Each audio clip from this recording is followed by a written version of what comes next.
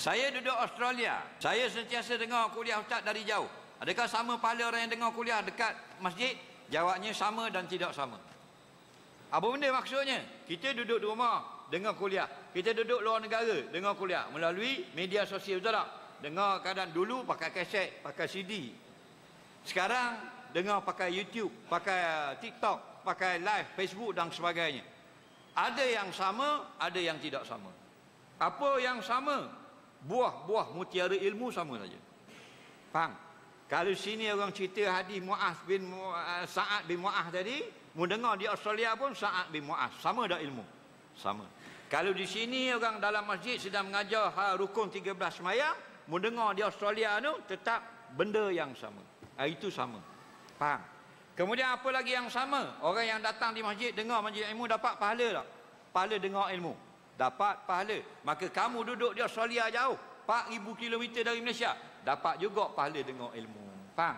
Cuma ada beberapa perkara yang kamu tak dapat. Antaranya duduk dalam masjid. Orang masuk masjid, dia nampak pintu, dia minta doa dah. Nampak? Allah maftahli abwaaba rahmatika. Ya Allah, bukakan pintu kasih sayangmu dalam masjid ini. Kita duduk, kita niat iktikaf. Kamu duduk rumah tak boleh niat iktikaf. Faham? Jadi natijahnya sekurang-kurang kalau kamu tak datang haji masjid, duduk jauh di perantauan dan sebagainya, kamu tetap mendapat kelebihan lagi. Nak gunakan kebijaksanaan. Waktu kata orang yang tengok live, dia tak boleh mari malam ni. Mana-mana masjid siap malam ada live, betul tak? Dia tengok di rumah, dia tengok di tempat kerja, ada duduk di offshore. Tengok, semuanya dapat kebaikan. Tak susah-susah lah. Tapi bila kita berpeluang hadir dalam majlis ilmu, datanglah.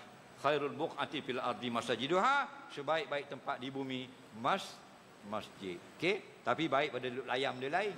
Ada orang tak tengok kuliah, walaupun dia duduk jauh, duduk di rumah. Tak, dia tengok TikTok, joget tak ting. Faham?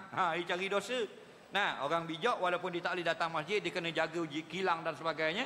Nah, dia layan majlis ilmu. Dah bertambah pengetahuan.